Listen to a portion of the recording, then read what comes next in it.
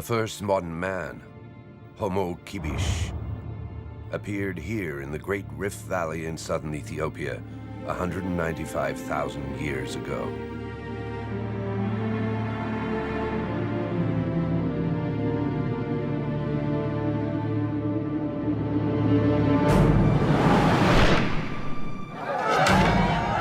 The Surma are the sons and daughters of this common ancestor of all humanity. As our brothers who've been in existence over time, they can teach us much about both our recent and remote past. There are 28,000 Surma living separately from the outside world.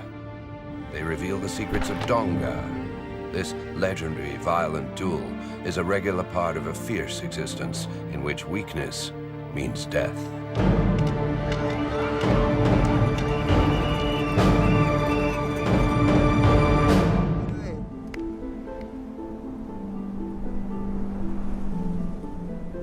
We lived in the heavens with Tuma, our god. One day he opened up a large hole in the clouds and gave us ropes to descend upon the earth.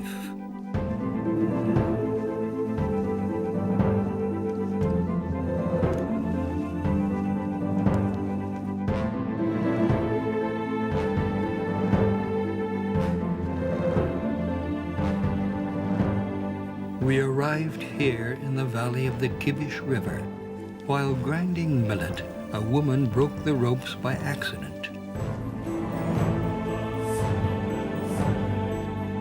The heavens closed up. Since that time, we no longer know where to find Tuma. Our enemies persecute us, and we no longer can seek refuge with him.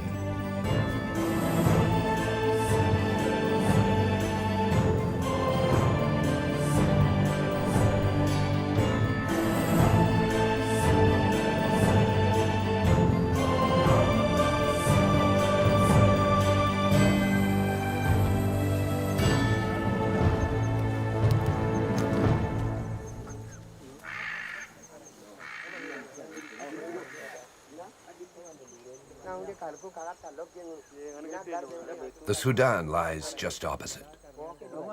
All of the region's ethnic groups have always been at war. To survive, the herds need water and pasture land. Every plain and valley is conquered, then lost and reconquered.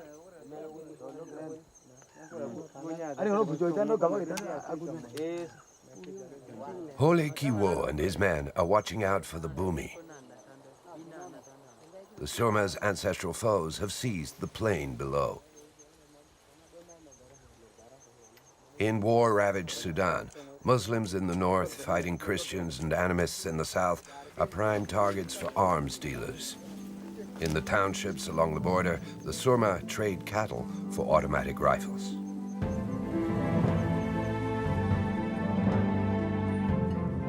The Ethiopian government is far away. A few gullied trails lead to these remote regions. Bandits of all origins fleece and kill others with impunity and impose their bloodthirsty, iniquitous law here.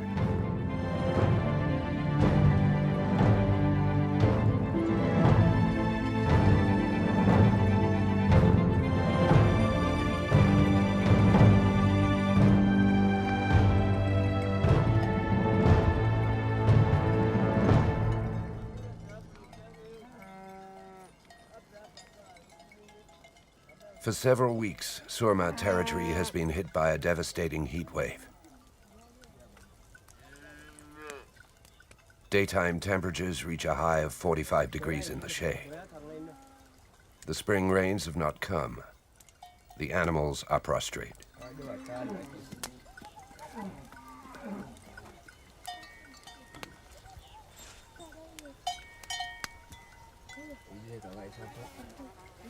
No one knows how old Dishmoy is. The Surma don't measure time in this way. The old man is a Komoru. A Komoru is neither a king nor a priest.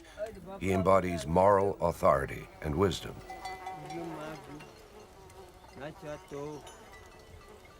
Dishmoy is the living memory of the Surma. In him lies the experience and knowledge of the ancestors, who for thousands of years have ensured the survival of a small group of people living on violent lands. Oh, my father, the cattle, give us your milk.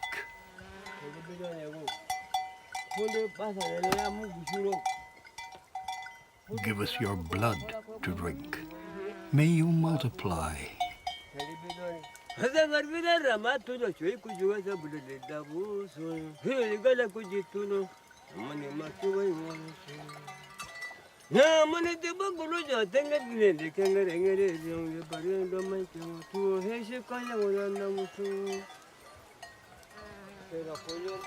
Oh, my father, the cattle, bring us wealth. Keep us in good health. Make us joyful. Make us glad. Make the land of the Surma amenable. Endow us with your goodness, with your strength. The Surma are semi-nomadic herdsmen. They have few possessions besides their cattle, with whom they identify with great passion. Their huts are only makeshift shelters. They are not craftsmen.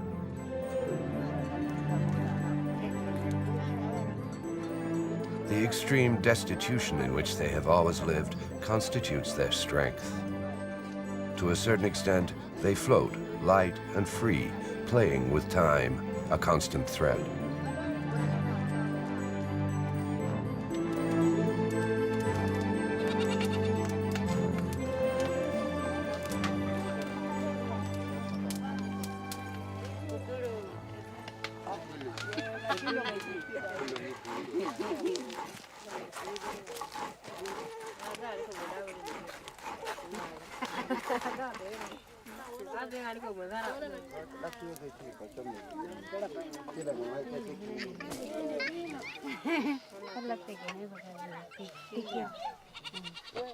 Foreigners sometimes recount how, in the past, the Surma used to force their wives to disfigure themselves to escape the slave merchants haunting the Horn of Africa. This is only a rumor, however. Surma women are the only women in Africa who still wear lip plates.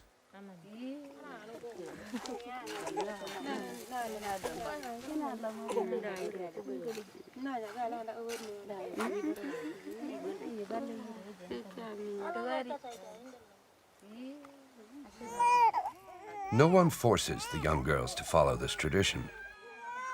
Their lower lips are pierced when they are between 12 and 18 years old.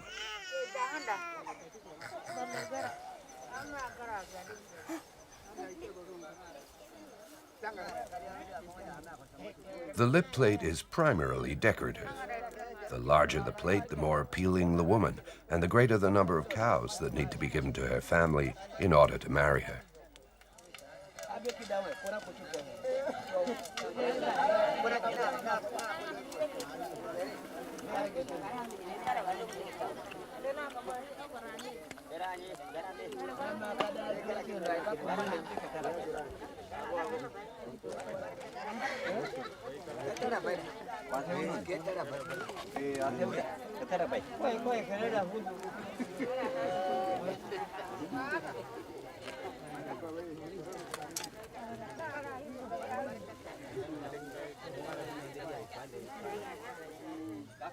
Dishmoy receives messengers in his village of Regia.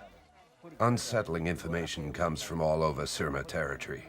Not many have experienced droughts on a scale such as this one. Our cattle are suffering. The Kibish River has gone underground.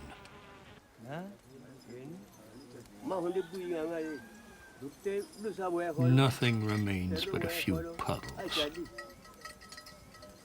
Our animals are thirsty. They're thirsty. Soon the last water holes will have dried up.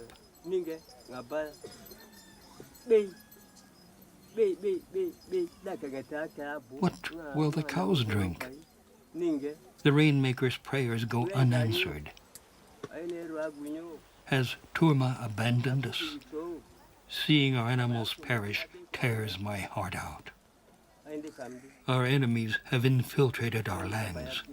They've attacked an encampment of herdsmen in the plain. They've killed 4 young men and have stolen a large herd.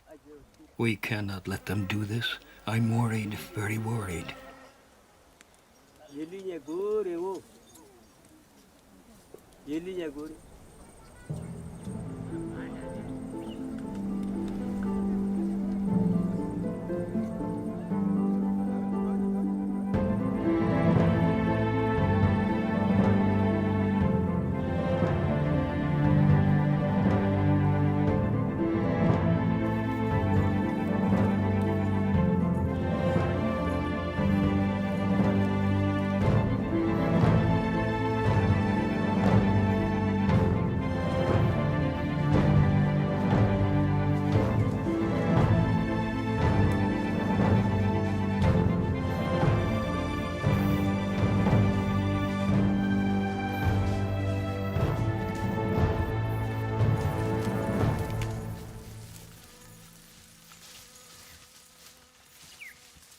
Dishmoy intends to punish the cattle thieves.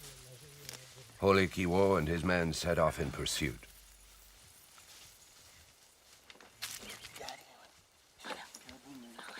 Who has left these recently made footprints? Friend or foe?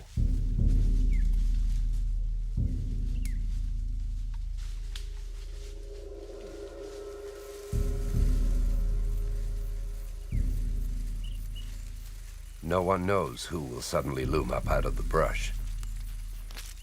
Surma and Bumi play a lethal game of hide-and-seek.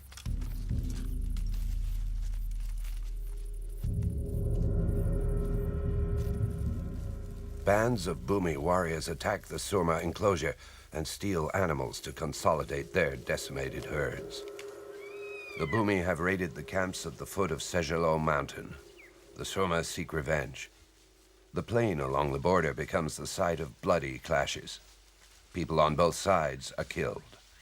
They kill not out of hatred, but by necessity, to frighten the other and run him off the coveted lands.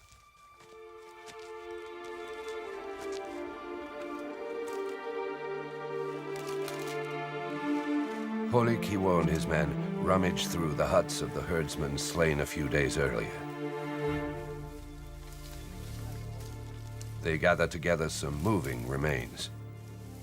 A small straw shield used to protect the wrist during stick fighting.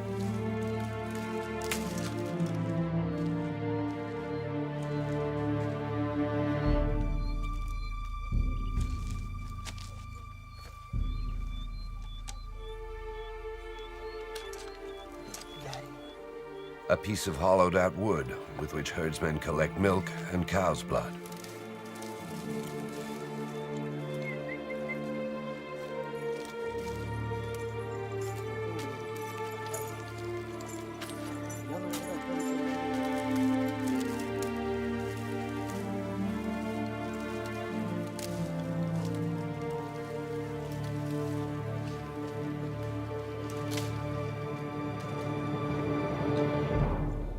Fragments of pottery in which cereal groats are boiled.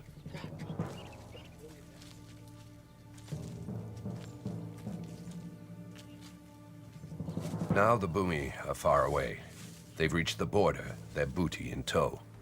In turn, the Surma will have to steal cattle.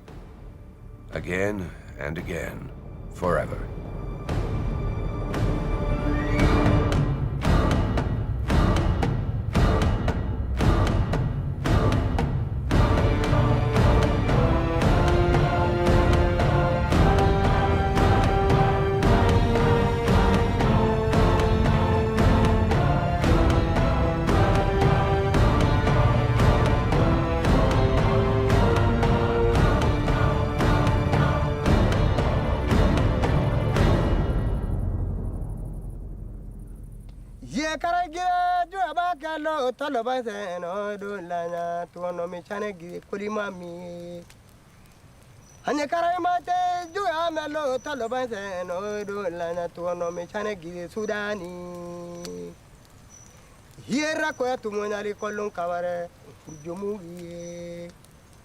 Hiera kwa tumunale kol kawarego ujomugi ukone ko barya nyulumage hiera kone ko barya nyuluma barko te gudu daran ka sai dono kadarte de jonde nganel kire baga yiga mogi gudu daran ka sai dono kadarte de jonde nganel kire bu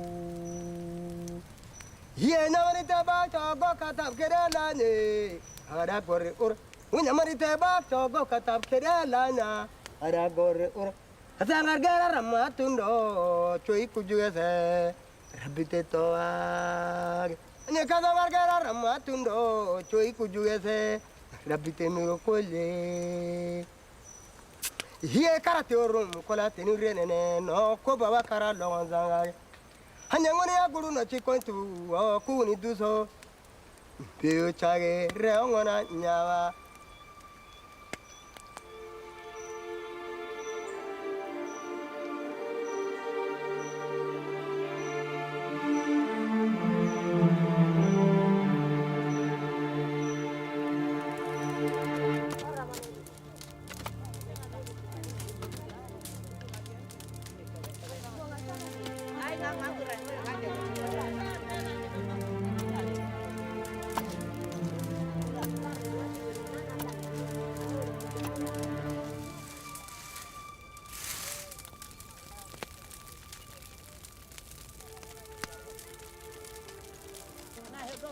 The volcanic soil of the Kibish Valley is fertile. There are 2 annual harvests. The Surma burn the stubble and plow under the soil before sowing sorghum, corn, and peas.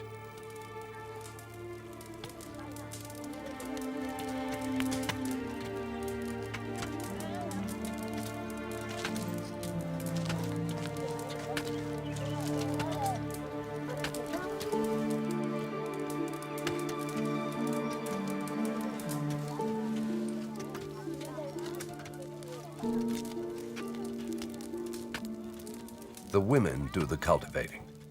Young boys keep watch over the herds. The men save their energy for war.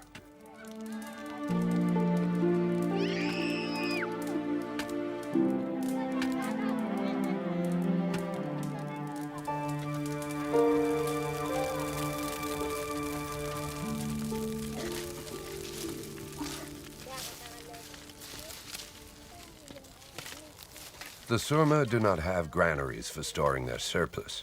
Sometimes the grain is damaged or is devoured by parasites.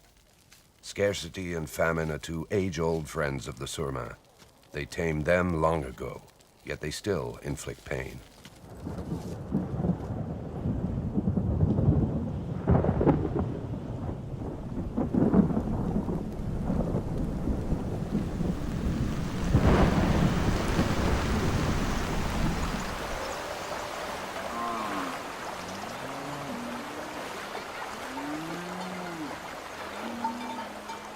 Tuma has heard the witch doctor's pleas and has granted them. The rains come gushing down, and in great abundance.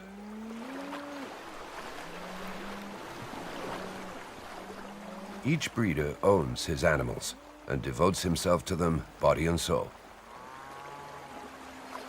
Cattle are pivotal to the trading system. The number of cows indicates a breeder's wealth and determines his social rank.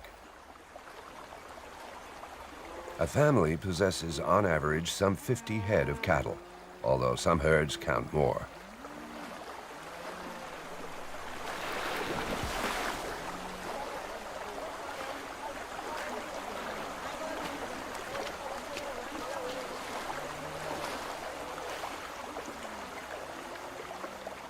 Once again, the herds supply the milk and blood that give the Surma exceptional vitality and a fighting spirit that they draw upon and expand throughout their lives.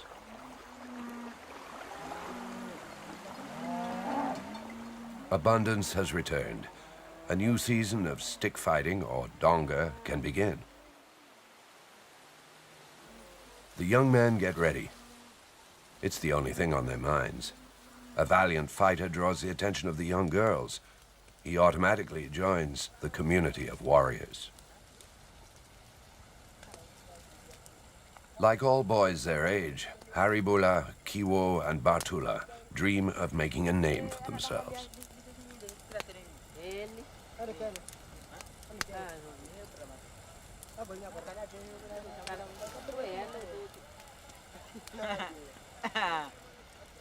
Are you going to fight soon? I hope so, but I'm not sure I'm ready.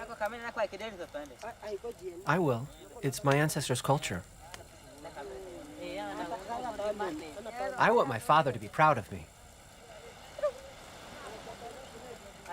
I want to fight a great many Dongas. I didn't eat enough during the dry season. We need to grow stronger.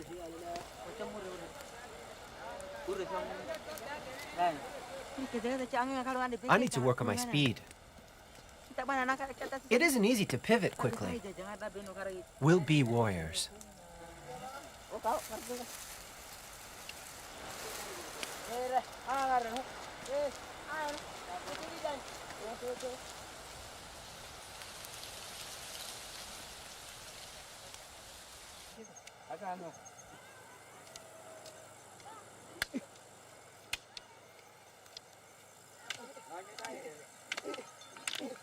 Because of the Donga, the Surma have a reputation of being a brutal, cruel people who derive pleasure in barbaric violence.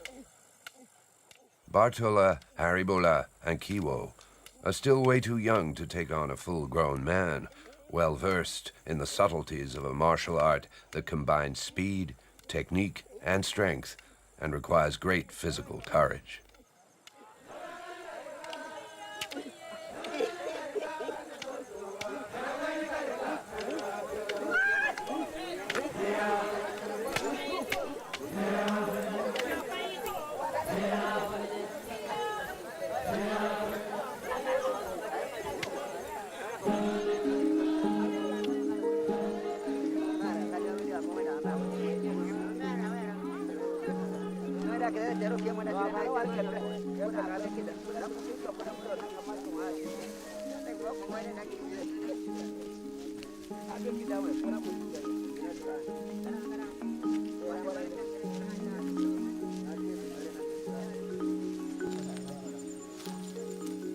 Before Donga season begins, the Komoros call together the warriors and the elders. The witch doctors will read the entrails.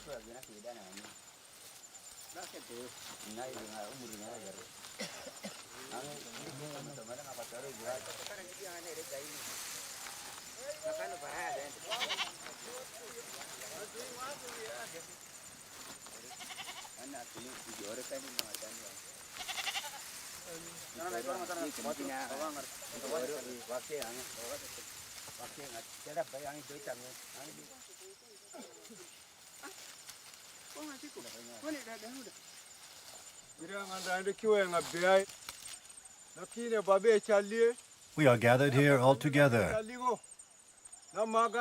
We are gathered to read our destiny. And the diviners are with us.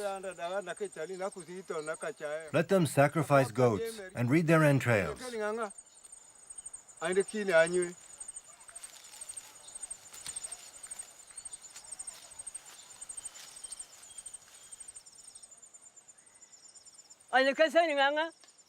It's good to be here. Our country is good, and our god Tuma is with us. The young people are calling for a donga. But first, the entrails must be examined.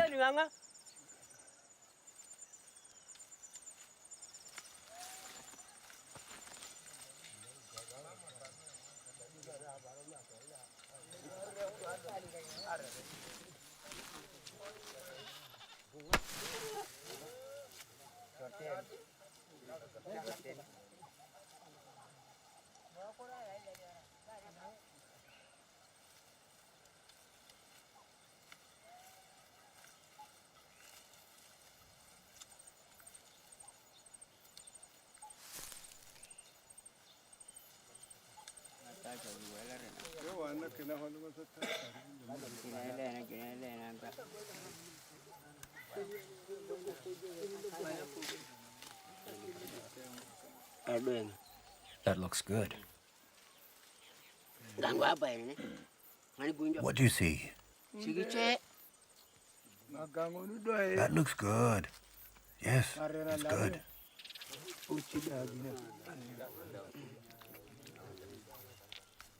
This part is good. That one there is also good. It's good. It's good. We have no problems.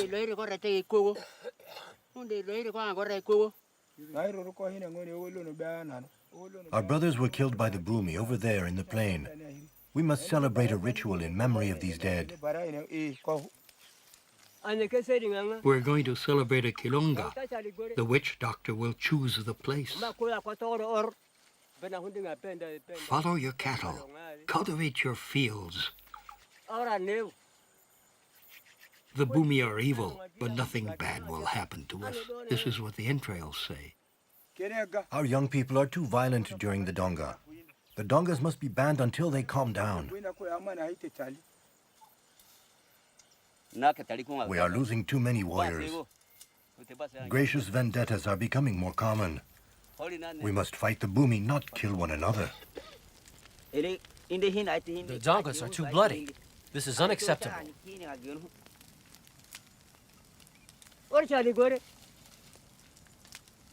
Killing a brother goes against the spirit of our people. I do not want to see any more deaths. We will celebrate a Kilongar for our dead. The ritual will soothe their spirit. Everything will be fine. I will authorize a Donga, and young people will come from near and far.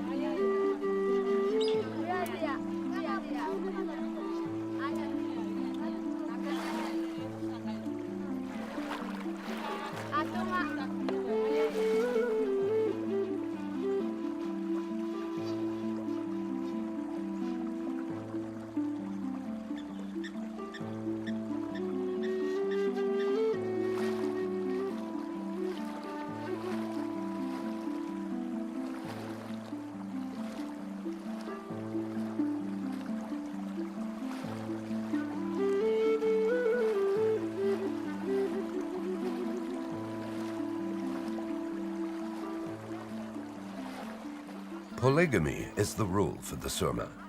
A warrior can marry up to 7 or 8 women. But violent deaths are so numerous that young women sometimes have trouble finding a husband.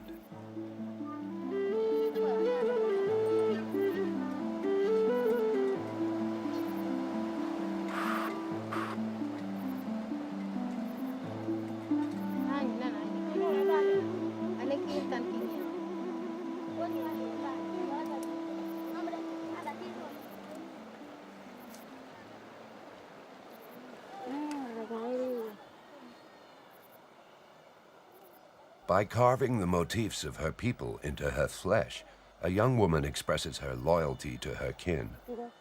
She is honoring her ancestors, who gave birth to countless generations of Surma. Beautiful scars exalt femininity and embellish the body. They attract young men.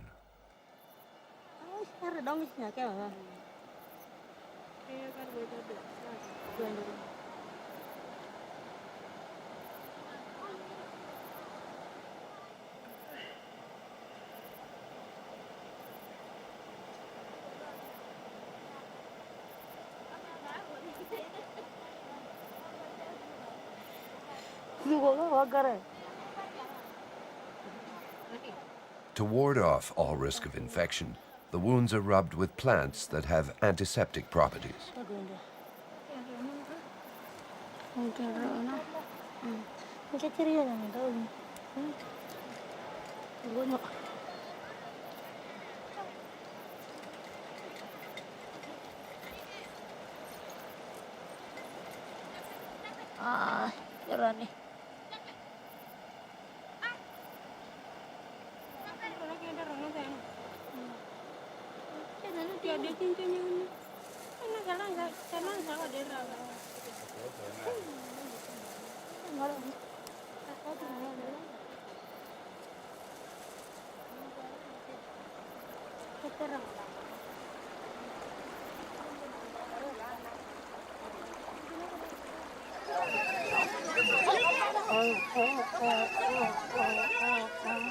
The Surma gather in the village of Dijari to celebrate the Kilonga in memory of the dead.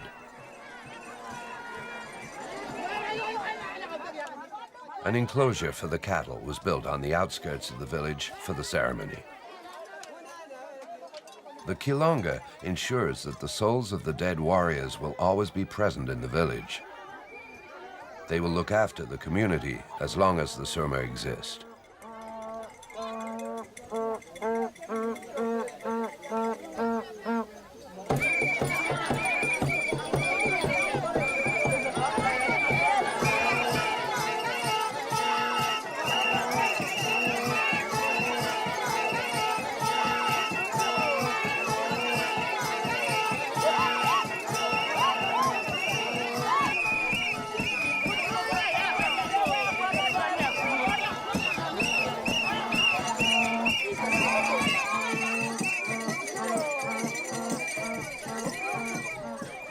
The dead are summoned by trumpeting through an elephant tusk.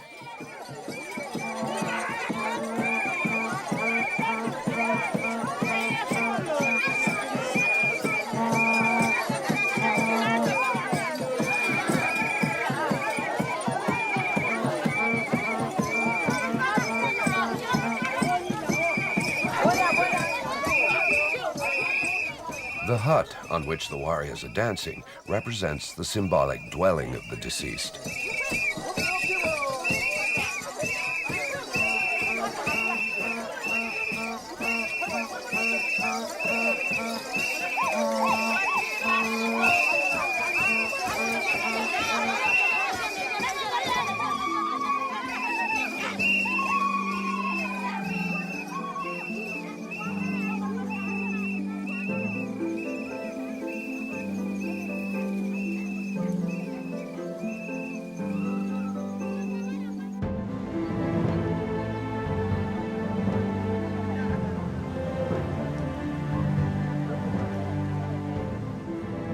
The spirits of the dead warriors are appeased.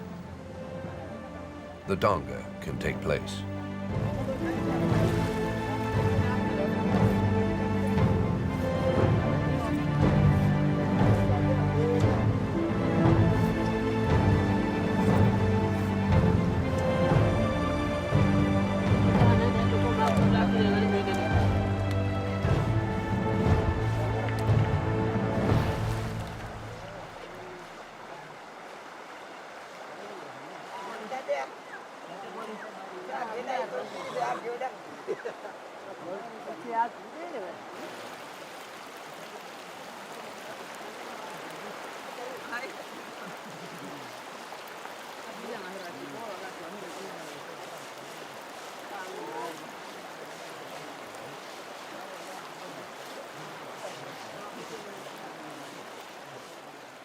Oleg Kiwo and his men prepare for combat with fighters from other villages.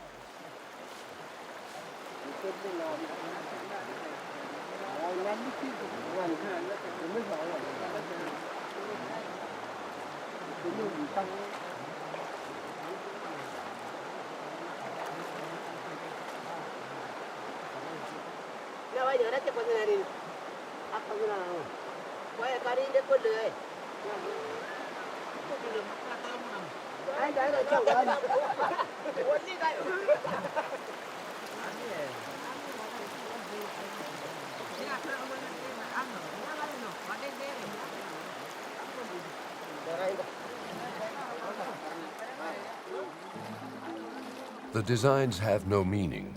They're purely ornamental. Each one has confidence in the imagination of his comrades.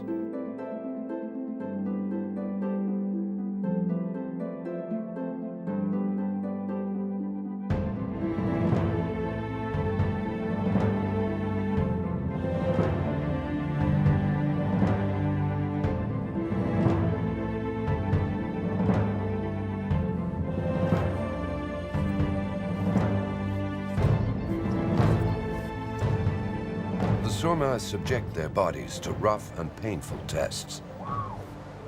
They train them to serve the group without weakening, scorning all suffering.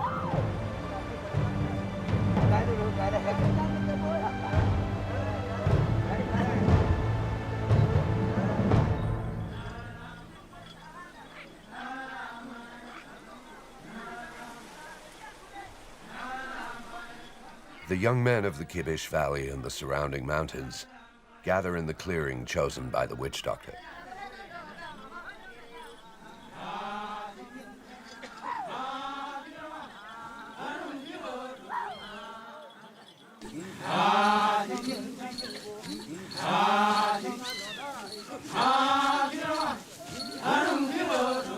Hundreds of warriors, pacing impatiently, parade through the clearing, bearing the banners of their villages.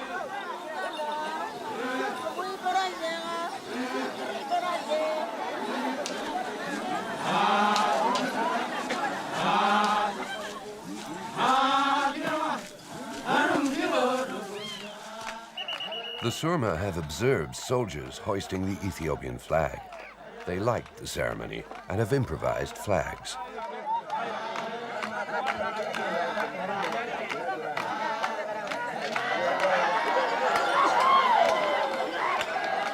Valiant fighters, those determined to fight, are carried on their comrades' shoulders.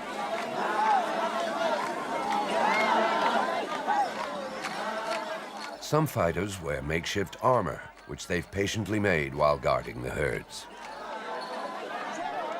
Shields for the wrist, made of braided straw. Helmets made of plant fiber.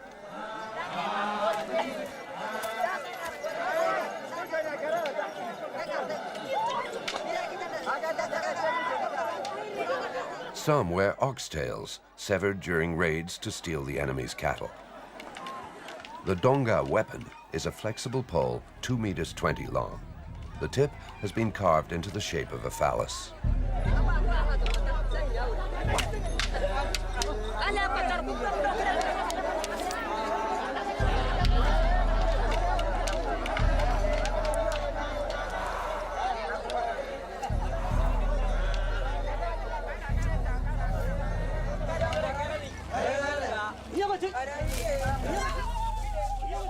The warriors parade about prior to the fights to daunt the adversary.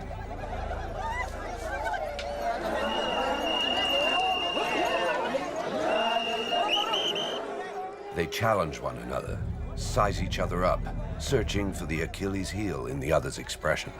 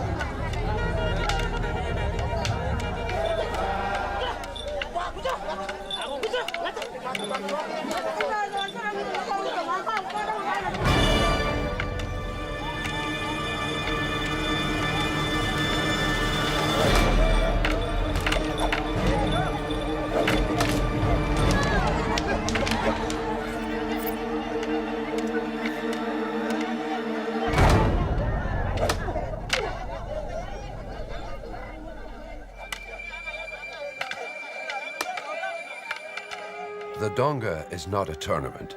No one wins or loses. The only thing that matters is the confrontation, skill, and endurance.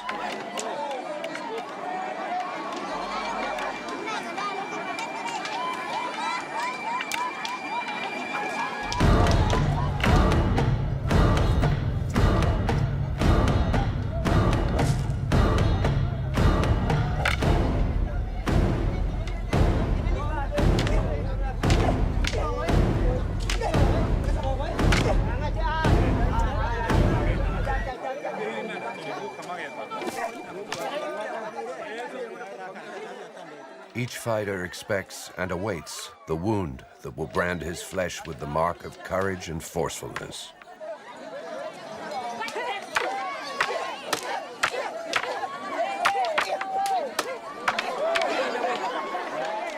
The skin bursts on impact. The bones break. Sometimes an internal organ is injured, and death follows after 1 or 2 days of agony. The fighters do not worry about this.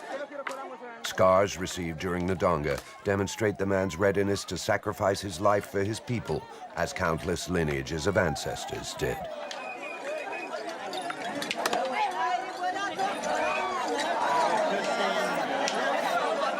Blood irrigates the existence of the Surma. They drink it, derive nourishment from it, let it flow abundantly.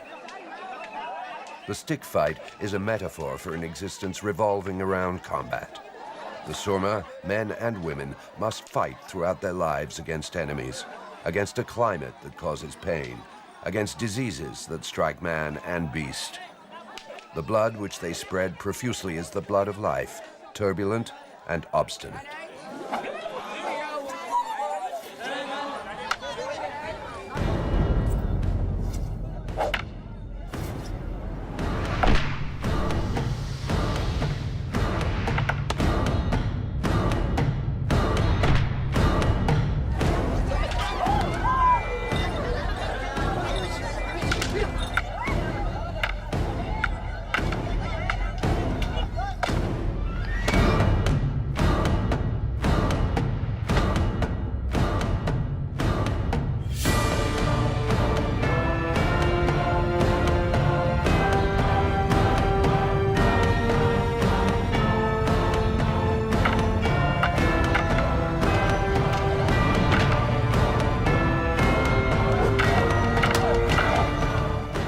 The powerful, determined blood of the Surma is the blood that our common ancestors, who first surfaced in this very place, handed down 195,000 years ago.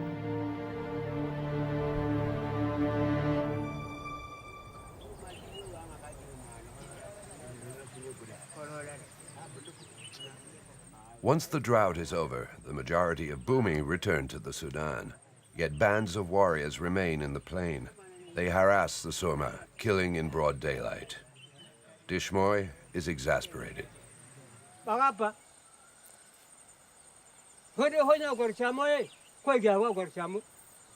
Bumi attack us.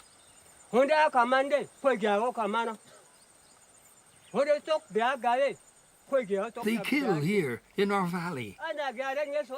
They want our land. We have nowhere to go. We must live and die on our land.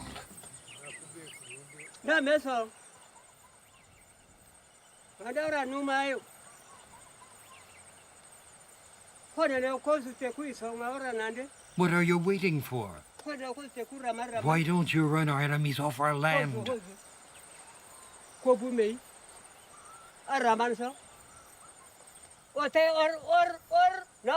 There are many of them, but there are many of us.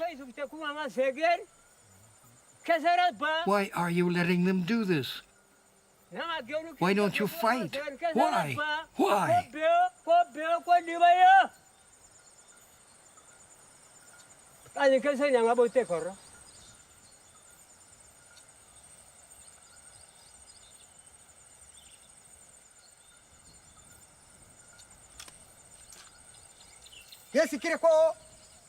You must find them and kill them.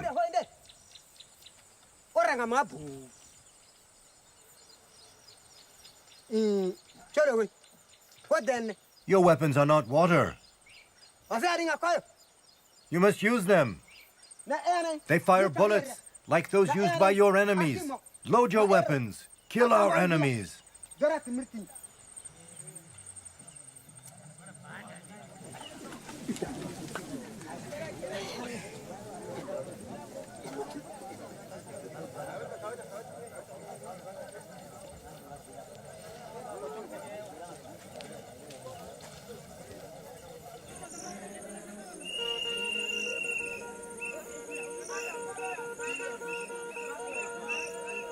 Attacking the warrior's self-esteem is one of the Comoros' traditional techniques. Dishmoy's scathing words have galvanized his men.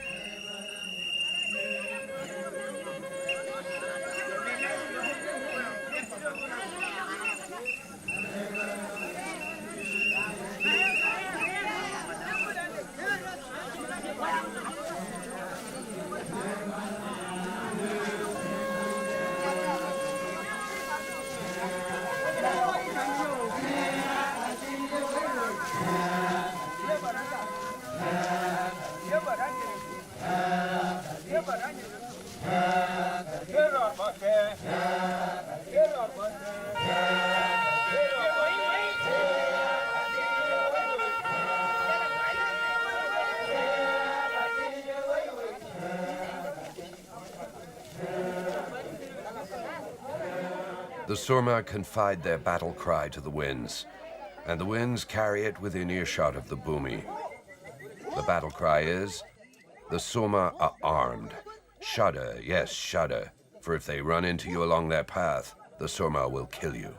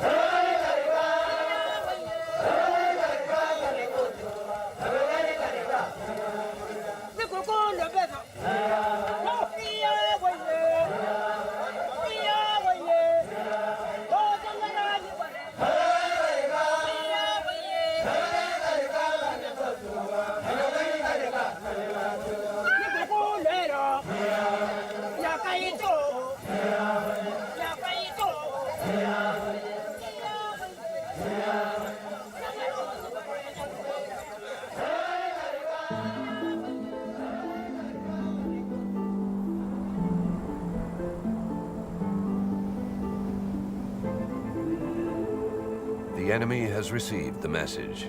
He has abandoned Surma land. He is retreating to the Sudan.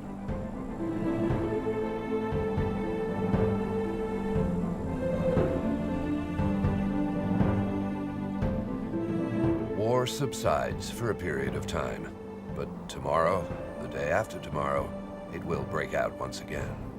Holy Kiwo and his men keep watch over the confines of Surma territory. The warriors have been keeping watch for thousands of years. They will protect their unique people for as long as they live.